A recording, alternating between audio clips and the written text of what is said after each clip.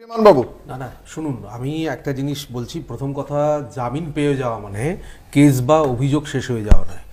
এখন এর প্রসিডিং চলতেই থাকবে এবং আশা করব যে তিনি যদি তাতে দোষী সাব্যস্ত হন নিশ্চিতভাবে শাস্তি পাবেন। এখন অরবিন্দ কেজরিওয়াল বা আমাদের যে মন্ত্রীর কথা হচ্ছে, তাদের প্রেক্ষাপট এক নয়। এই দুটো প্রেক্ষাপট সম্পূর্ণ আলাদা। সেখানে সিবিআই তদন্ত করছে, কোর্টের নির্দেশে তদন্ত করছে। সেই বিষয় নিয়ে আমাদের কিছু অভিমত প্রকাশ না করে ভালো।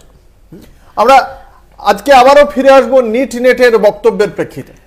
আমরা যে কথা আমরা ছিলাম সেই আমরা কেন্দ্রীয় মন্ত্রীর বক্তব্য আমরা শুনিয়েছি দর্শকদের। আমি কেন্দ্রীয় মন্ত্রীর বক্তব্যের প্রেক্ষিতে আসবো রাজ্য বিজেপির মুখপাত্রের কাছে।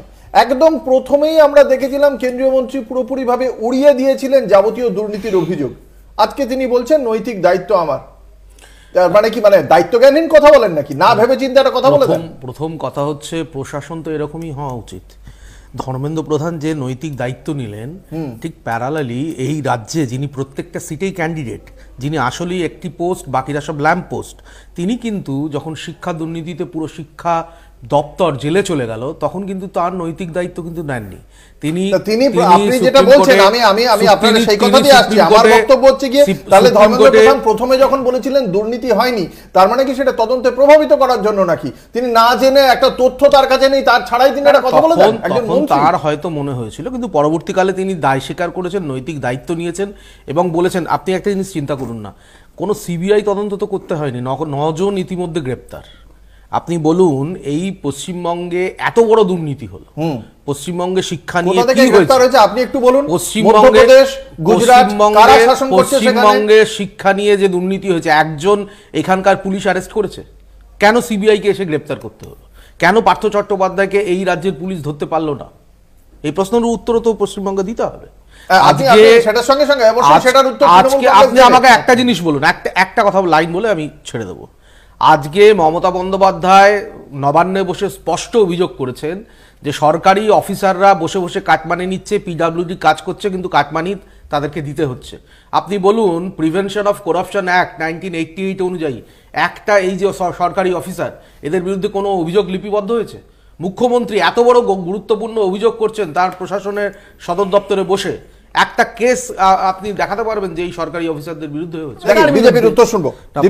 প্রথম কথা, গৌরব যে কথাটা বলল যে বিজ্ঞানের পরিবর্তে নাকি পৌরাণিক কাহিনী, রামচরিত মানুষ শেখানো হয়েছে বা পড়ানো হয়েছে, এই কথাটা সম্পূর্ণ ভুল। তার কারণ হচ্ছে, বিজ্ঞানের পরিবর্তে কেন হবে? এটাকে অ্যাড করা হয়েছে। ভারতবর্ষের যে পুরনো সংস্কৃতি, ভারতবর্ষের সংস্কৃতির গভীরতা আমাদের ভবিষ্যৎ প্রজন্মের তো জানা উচিত, সেই জন্য অ্যাড করা হয়েছে।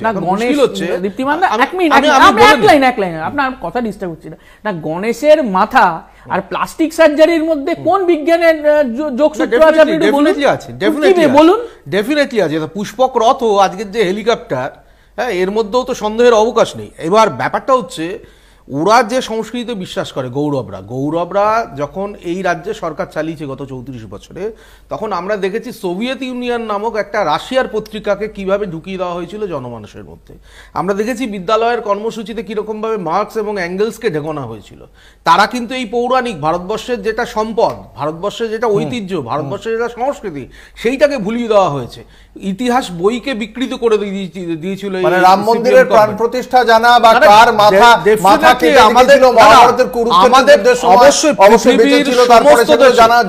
পৃথিবীর সমস্ত দেশে তার যে সংস্কৃতি আছে, সেই সংস্কৃতিকে জানানো প্রত্যেক দেশের পাঠ্যসূচিতে আছে। মানে সাভারকারের ইতিহাস জানানোটা খুব ভারতবর্ষ তার ব্যতিক্রম। সাভারকার ইংরেজদের কাছে দিয়েছিল।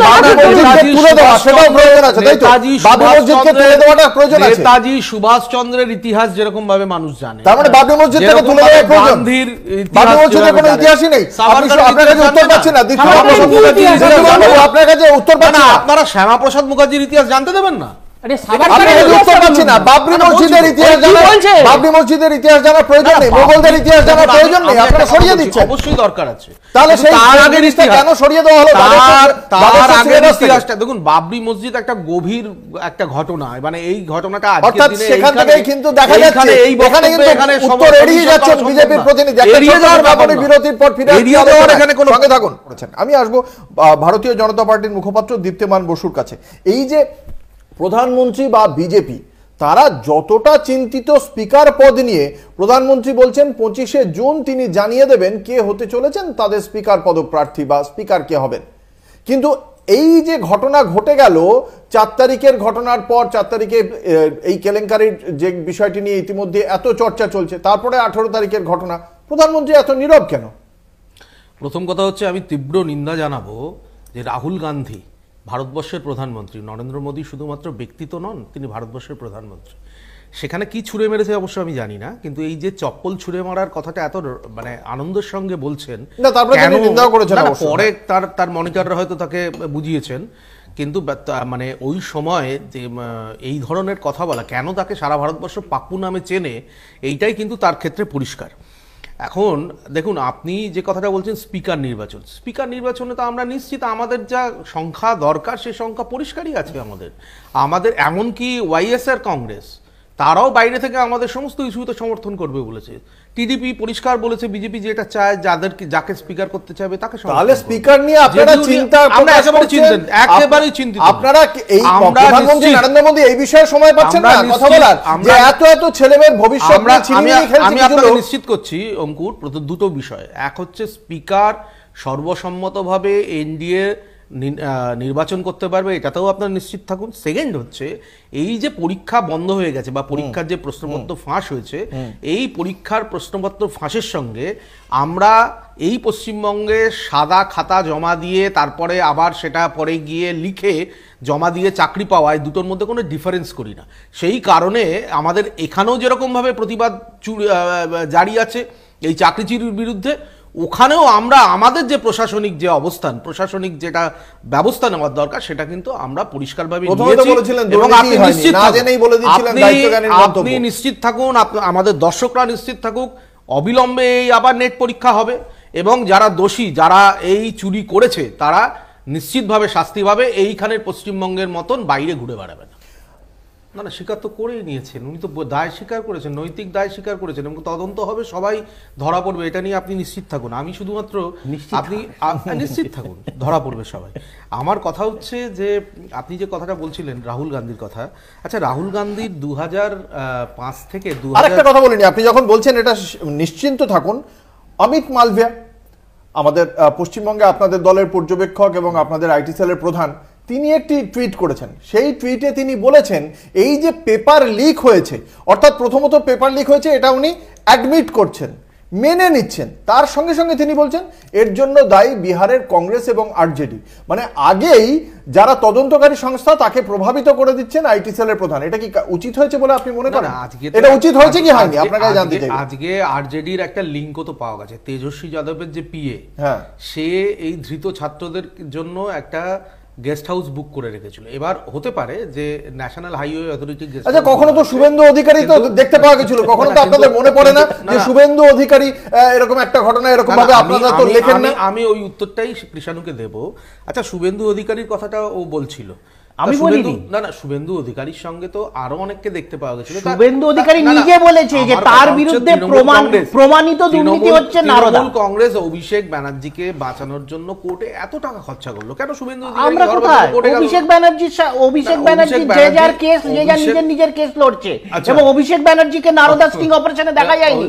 অভিষেক ব্যানার্জিকে কেউ টাকা নিতে দেখেনি, শুভেন্দু অধিকারীকে দেখেছে। ব্যানার্জিকে নারদা দেখা যায়নি, কিন্তু কোথাও দেখা যায়নি। বাদ বাকি যে অভিযোগগুলো আছে, হ্যাঁ এখন কয়লা চুরির সাথে আদানি ধরা পড়েছে বিজেপি বাঁচার জন্য তিনি তো সুপ্রিম কোর্টে দ্বারস্থ হয়েছিলেন। তো অভিযোগ করলে তো দ্বারস্থ হবে। না আমি তো সেটাই বলছি, তো কেউ অভিযোগ করলে তো দ্বারস্থ হবে। শুভেন্দু অধিকারীকে, আগামীতে ইন্ডিয়া জোট সরকার এলে তো বিজেপি সবাইকে দাঁড়াতে হবে। শুভেন্দু অধিকারীকে অ্যারেস্ট করানোর জন্য তোমরা কোর্টে গেলে না কেন? তোমরা তো সমস্ত কথাতে কোর্টে চলে তো কোর্ট কেন আমরা কোথায় কোর্টে যাই? এটা তো শুভেন্দু অধিকারী কোর্টে যায়, না, না, রক্ষা কবচ নিয়ে কোর্টে তোমরা রক্ষা যাও। কবচ নিয়ে বসে আছে তো। না, না, রক্ষা- জাস্টিস মান্থা, হ্যাঁ। এই নামটা কি নতুন করে নিতে হবে না, না, যে তার এটা এজলাসে কিন্তু- শুভেন্দু দিকে দাঁড়ালেই তাকে রক্ষা কবচ দিয়ে দেওয়া হয়? এইটা তো- আমি আসবো খুনের মামলাতে CPM এর রক্ষা কাছে। কবচ। এই CPM এর প্রশ্নটা মুখপাত্র করে আমার বিচারকের প্রশ্ন বিচারকের দিকে শুনলাম, তুলে দেওয়া শুনলাম। হচ্ছে। আমি আসছি এবার দেখুন, তৃণমূলে লড়াই আমরা নারীর মধ্যে দুর্গা দেখাতে কোনো ভুল দেখি না, এবং যখন আরএসএস এর এই মূল্যায়ন ছিল তখন মমতা বন্দ্যোপাধ্যায়ের এই বিচ্যুতিগুলো কিন্তু ছিল না। আজকের বেশ। দিনে যে বিচ্যুতি দেখা যাক আগামী দিনে এই সরকারের, যে পরীক্ষা সেগুলো আবার ছিল। নতুন